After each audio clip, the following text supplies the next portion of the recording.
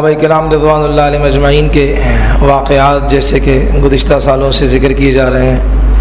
آخر میں دو اہم انتہائی سنجیدگی کے ساتھ اور سنجیدہ مسئلے دو ذکر کیے جائیں گے، جس کا تعلق رمضان المبارک کے روزے سے اور تراویح سے۔ نبی علیہ الصلوۃ والسلام کے مبارک صحابی سیدنا مصعب بن عمیر رضی اللہ تعالی عنہ کی زندگی کے کچھ گوشے ذکر کریں گے۔ یہ مصعب بن عمیر ان کا نام ہے، دادا کا نام ہاشم ہے، کنیت ان کی ابو عبداللہ ہے، یعنی عبداللہ کے والد۔ یہ اسلام کے زمانے سے پہلے مکہ المکرمہ کے رہنے والے تھے۔ اسلام کے زمانے سے پہلے یعنی ابھی تک اسلام نہیں لائے تھے تو بڑے ناز و نعم میں پلے ہوئے تھے،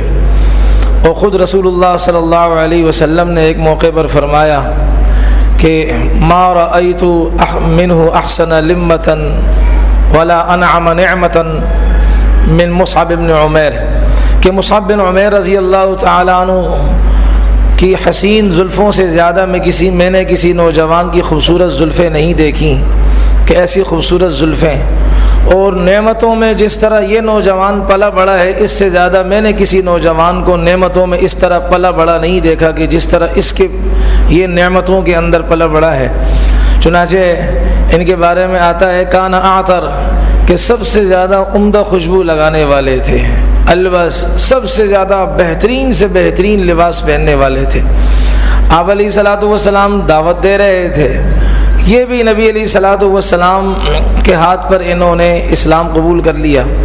رسول اللہ صلی اللہ علیہ وسلم نے اپنا جو مرکز بنایا تھا، جس کو مدرسے بھی کہہ سکتے ہیں، خانقاہ بھی کہہ سکتے ہیں، مرکز بھی کہہ سکتے ہیں،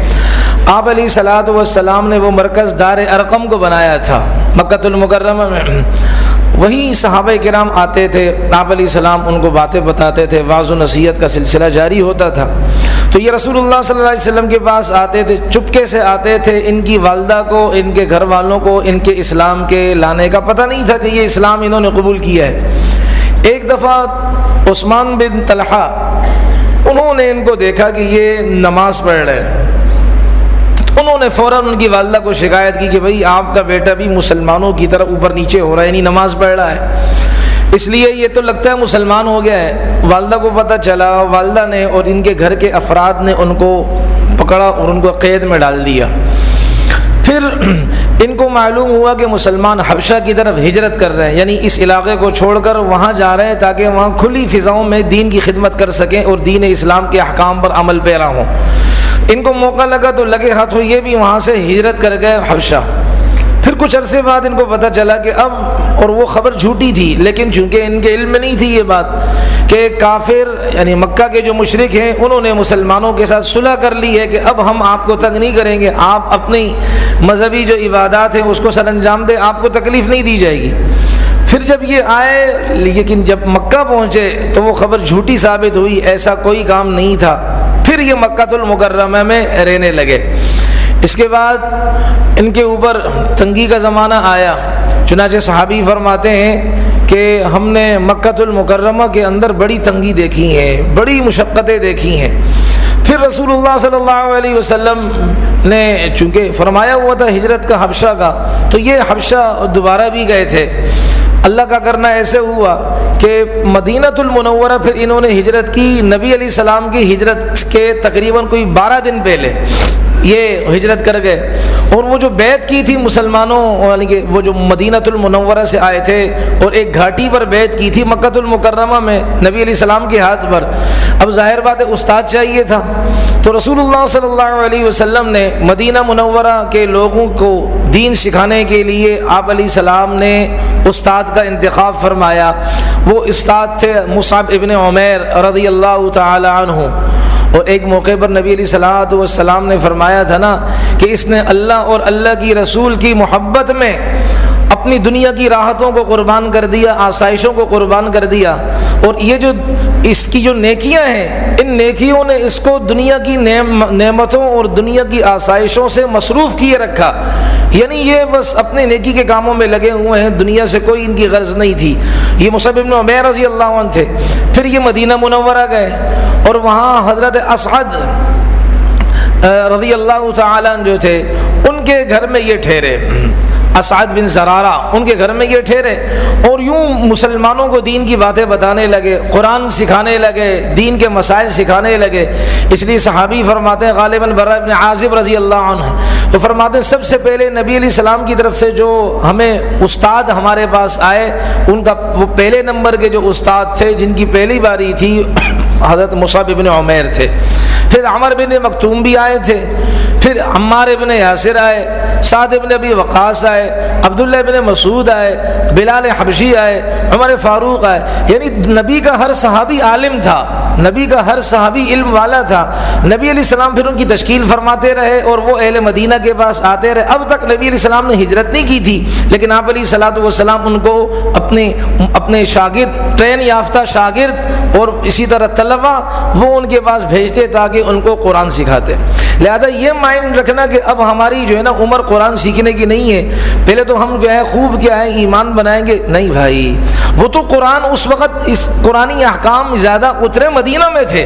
اس لیے یہاں مدینہ میں جب نبی علیہ السلام نے صحابہ کو بھیجا تو ساتھ ساتھ قرآن بھی سکھانے کی ترتیب شروع ہو چکی تھی۔ خود کتابوں کے اندر لکھا ہے کہ مصعب بن عمیر باقاعدہ قرآن کی تعلیم دیتے تھے، عمر فاروق، حضرت عمار بن یاسر، بلال حبشی رضی اللہ عنہ، عبداللہ بن مسعود جو اس امت کے فقیہ ہیں، اتنے بڑے زبردست قسم کے جو ہے نا وہ مفتی اور عالم دین ہیں، انہوں نے پھر یہ اہل مدینہ کو قرآن کی تعلیم دی اور قرآنی احکام اور مسائل سکھائے۔ وہ اتنے کمزور ہو چکے تھے، صحابہ فرماتے ہیں کہ یہ وہ انسان تھے کہ جوڑا ہر روز نیا جوڑا بدلتے، بہترین خوشبو لگاتے، اب مجاہدے میں اتنے آئے اس لیے کہ ماں نے ان کو گھر سے نکال دیا تھا، بلکہ کیا ان کا کھانا پینا بند کر دیا، حکم پانی بند کر دیا تھا، تو صرف ایک جوڑے کے ساتھ انہوں نے ہجرت کی۔ اور صحابی فرماتے ہیں کہ اتنے زیادہ مجاہدوں میں تھے کہ جس طرح سانپ کی کھال خشک ہو کر گر جاتی ہے، ایسے ان کی جسم کی کھال خشک ہو گئی تھی، اور ایسے عاشق رسول تھے کہ نبی علیہ الصلوۃ والسلام نے غزوہ بدر جب ہوا، رمضان المبارک 17 رمضان المبارک میں غزوہ بدر ہوا، تو آپ علیہ السلام نے مہاجرین کی طرف سے سب سے بڑا جھنڈا ان کو عطا فرمایا، اور اسی طرح غزوہ احد میں بھی ان کو مہاجرین کا جھنڈا عطا فرمایا۔ ابن قمیہ ملعون بدبخت، اس نے مصعب بن عمیر کو دیکھا، وہ یہ سمجھا کہ یہ نبی علیہ السلام ہے،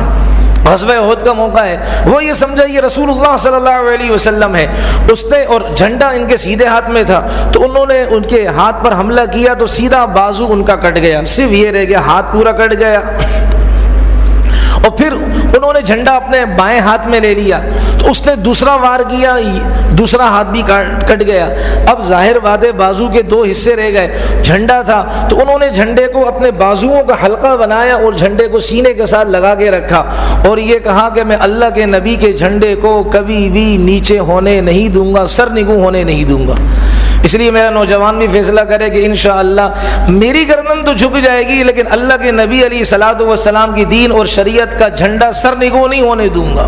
میں غیروں کے طریقے نہیں اپناؤں گا۔ انشاءاللہ اب اس باڈی اور جسم پر رسول اللہ صلی اللہ علیہ وسلم کی سنتوں کی چھاپ ہوگی۔ میں اللہ کے نبی علیہ الصلوۃ والسلام کے سامنے اس حال میں جانا چاہتا ہوں کہ اللہ کے نبی کے دین کا جھنڈا میرے ہاتھ میں ہو اور سر بلند ہو کر جاؤں، میں سر نگوں ہو کر نہ کروں۔ نیت کریں، اللہ تعالیٰ نیت کے مطابق فیصلہ کریں گے، اللہ ہمت بھی عطا فرمائیں گے۔ حضرت پھر جب ان کی پھر اس ظالم نے نیزے کی انی اتنا زور سے نیزہ مارا سینے پر کہ نیزے کی انی اڑ کر ان کے سینے پر لگی اور ان کی شہادت واقع ہو گئی۔ اور پھر ان کے بارے میں آتا ہے کہ ایک ہی کپڑا تھا جو جسم پر تھا، اب ان کو کفن کی ضرورت شہید کو بھی تو پڑتی ہے، اور اسی طریقے سے دوسرے مسلمانوں کو بھی، اب ان کے جسم پر کپڑا ہی اتنا مختصر تھا، ادھر حضرت حمزہ رضی اللہ عنہ شہید ہو چکے تھے اور یہاں حضرت مصعب بن عمیر تھے۔ ان کے بارے میں آتا ہے کہ جب ان کے سر کی طرف کپڑا کیا جاتا کفن کا، پاؤں نظر آتے، پاؤں کی طرف کھینچتے سر نظر آتا، اب فیصلہ یہ ہوا کہ سر کی طرف کپڑا کر دیا جائے، اور اذخر یہ گھاس ہے، یہ مدینہ المنورہ اور ان علاقوں میں یہ گھاس ہوتی ہے، تو اس گھاس کو ان کے پاؤں پر رکھ دیا گیا اور یوں ان کو جو ہے نا وہ قبر میں اتار دیا گیا۔ ایک روایت میں آتا ہے، ایک صحابی فرماتے ہیں وہ اب ان کے سامنے کھانا لایا گیا تو وہ کھانا جب ان کے سامنے پیش ہوا تو وہ رونے لگے. کسی نے کہا کیا ہوا؟ کہا قتل حمزہ، حضرت حمزہ شہید ہوئے، ان کے پاس کفن بھی نہیں تھا. حضرت مصعب بن عمیر بھی شہید ہوئے، ان کے پاس کفن بھی نہیں تھا، اور آج میرے سامنے اتنی نعمتیں رکھی ہوئی، طرح طرح کے کھانے رکھے ہوئے ہیں. اور آتا ہے رسول اللہ صلی اللہ علیہ وسلم نے ایک موقع پر فرمایا تھا، اپنے صحابہ سے فرمایا تھا کہ ایک دن وہ بھی آئے گا، یعنی ایک آج کا دن ہے کہ آپ مشقتوں میں ہیں، ایک دن وہ بھی آئے گا کہ جب تمہارے سامنے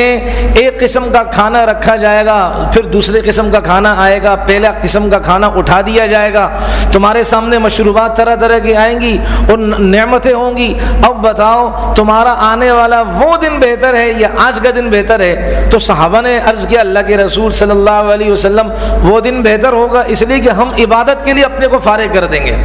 صحابہ کی سوچ یہ تھی کہ بھئی عبادت کے لیے اپنے آپ کو فارغ کر دیں گے، اتنی مشقتیں نہیں ہوں گی، خوب اللہ کی عبادت کریں گے. ہم بھی نیت کریں رمضان کا بابرکت مہینہ ہے تو جتنا ہو سکے کام کر کے اس کے بعد انشاءاللہ میں اپنے لمحات کو قیمتی بناؤں گا اور خوب عبادت میں لگاؤں گا. تو صحابہ نے عرض کیا اللہ کے رسول یہ تو اچھا ہے نا کہ ہماری مشقت کم ہو جائے گی، عبادات میں زیادہ لگیں گے. آپ علیہ الصلوۃ والسلام نے فرمایا ٹھیک ہے، لیکن آج کا دن کل کے دن سے زیادہ بہتر ہے، یہ مشقت والا دن بہتر ہے کل کے دن سے. ایسا نہ، وجہ اس کی یہ بتائی جاتی ہے ایسا نہ ہو کہ تم دنیا میں اتنے مگن ہو جاؤ کہ آخرت کو بھول جاؤ اور عبادات سے وہ جو ہے نا وہ اپنا چہرہ پھیر لو. اس لیے آج کا دن جو مشقتوں والا ہے، اور ظاہر بات ہے قومیں مشقتوں میں بنتی ہیں، قومیں جو انسان جو کندھن بنتا ہے وہ نرم نرم گدوں میں نہیں بنتا، ایسی کے کمروں میں نہیں بنتا، وہ جو کندھن بنتا ہے اور ایک ہیرا بنتا ہے تو وہ مشقتوں کی بھٹیوں سے گزر کر پھر وہ ہیرا بنتا ہے. خیر حضرت مصعب بن عمیر رضی اللہ عنہ کی شہادت ہوئی. علماء فرماتے ہیں کہ تقریباً کوئی ان کی عمر تھی 40 سال کی، اور 40 سال کی عمر میں ان کی شہادت واقع ہوئی. یہ مختصر سا ان کی زندگی کا گوشہ تھا. اللہ تعالیٰ مجھے آپ کو ہم سب کو صحابہ کرام کے نقش قدم چلنے کی توفیق عطا فرمائے. دو باتیں اس وجہ سے یہ واقعہ مختصر رکھا، دو باتیں جو بڑی اہم ہے یہ ہم اپنے گھروں میں بھی بتائیں. آج کل سوشل میڈیا کا زمانہ ہے، بنا تحقیق کے ہمارے پاس جو بھی پیغام آتا ہے ہم بنا تحقیق کے آگے فارورڈ کر دیتے ہیں، آگے بھیج دیتے ہیں. وہ مشہور اور یعنی کہ دو حدیثوں کو ایسا مکس کر کے پتہ نہیں کون ہے یہ وہ پھیلا دیا ہے کہ جس سے ہمارے ساتھی بھی کنفیوز ہو جاتے ہیں، پریشان ہو جاتے ہیں کہ جی مسئلہ تو ہم مسجدوں میں یہ سنتے ہیں کہ سحری کے وقت، اذان کے وقت جو انسان کھاتا پیتا ہے وہ روزہ اس کا نہیں رہتا، سحری کا وقت جو ختم ہوتا ہے اس وقت جو اذان شروع ہوتی ہے تو جو کھاتا پیتا ہے اس کا روزہ نہیں ہوتا. اور یہاں ہم نے تو میسج میں پڑھا ہے کہ ابو داؤد شریف کی روایت ہے کہ آپ علیہ الصلوۃ والسلام نے فرمایا کہ بھائی اگر اذان ہو رہی ہو تو پریشان ہونے کی ضرورت نہیں ہے، تمہارے ہاتھ میں پیالہ بھی موجود ہو، اذان ہوتی رہے، وہ اذان سے تمہیں اس کھانے پینے سے یہ اذان نہ روکے. اس طرح کی حدیث بڑی مارکیٹ میں آئی ہے. تو گزارش یہ ہے کہ دیکھیں ہر حدیث کا مطلب کیا ہے تو وہ اس لائن کے لوگوں سے پوچھیں.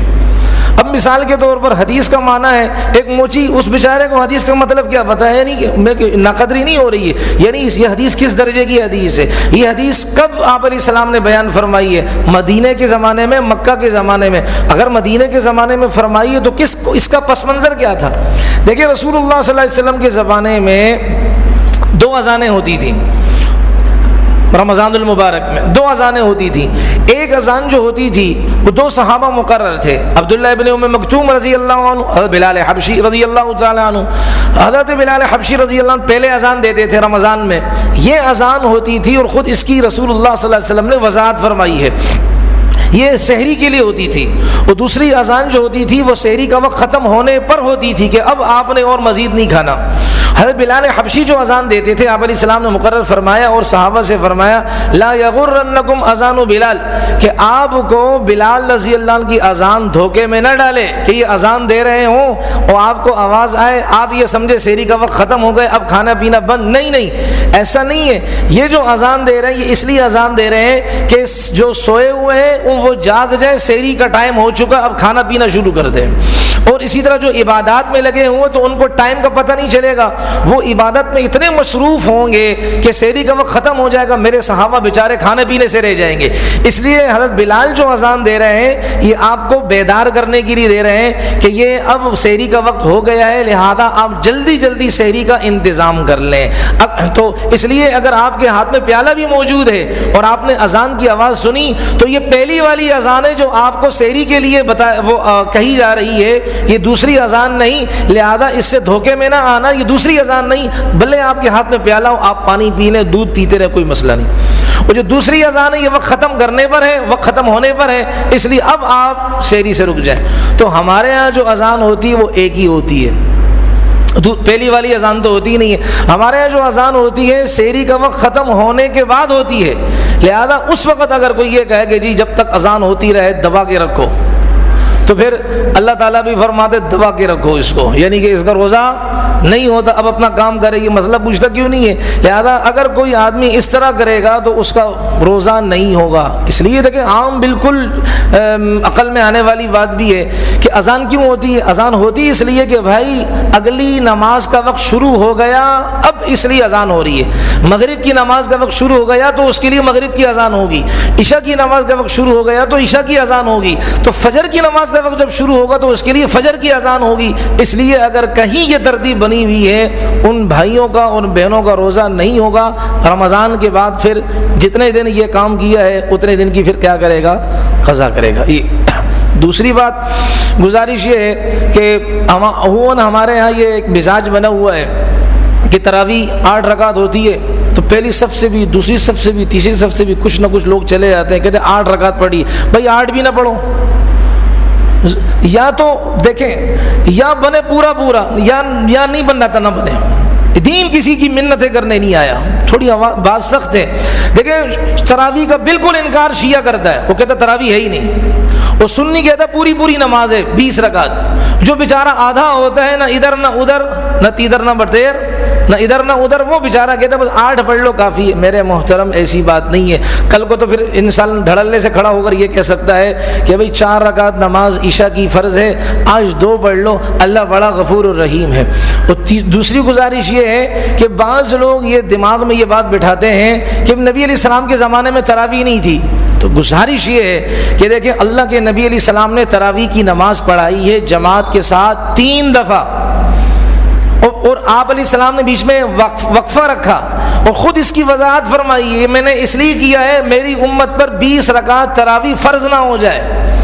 بھائی ہم مشکل سے 4 رکعت نہیں پڑھ پاتے تو 20 رکعت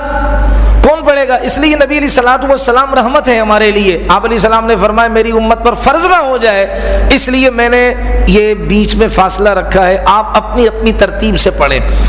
دوسرا یہ ہے کہ دیکھیں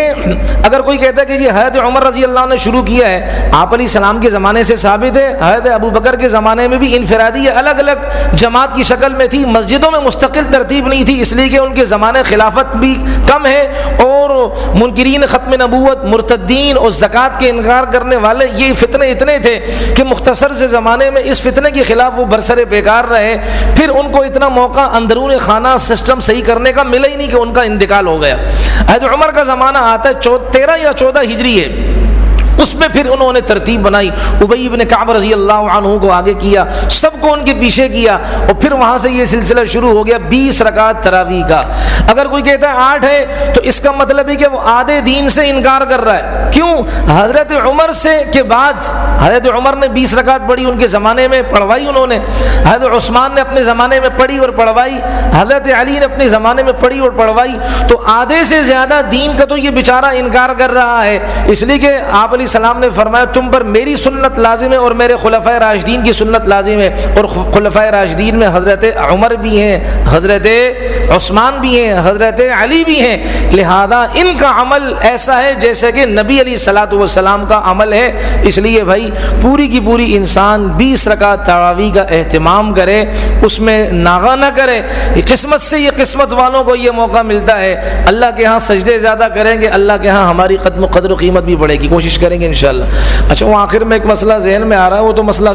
کافی ساتھیوں نے پوچھا بھی ہوگا کہ بھئی کل جو ہوا تو اللہ تعالیٰ کا نظام ہے، بادل بھی تھے، کسی کا کوئی قصور نہیں ہے، تو کبھی بھی آئندہ ایسا مسئلہ آ جائے تو تو اگر جماعت کے ساتھ نماز ہو جائے، سنتیں بھی ہو جائیں، وطر بھی ہو جائیں، اور پھر بعد میں اعلان ہو، یا یہ کہ وطر ابھی تک آپ نے نہیں پڑھے، دونوں صورتوں میں آپ نے تراویح کی نماز پڑھنی ہوگی۔ اگر وطر نہیں پڑھے پھر تراویح کے بعد وطر پڑھیں،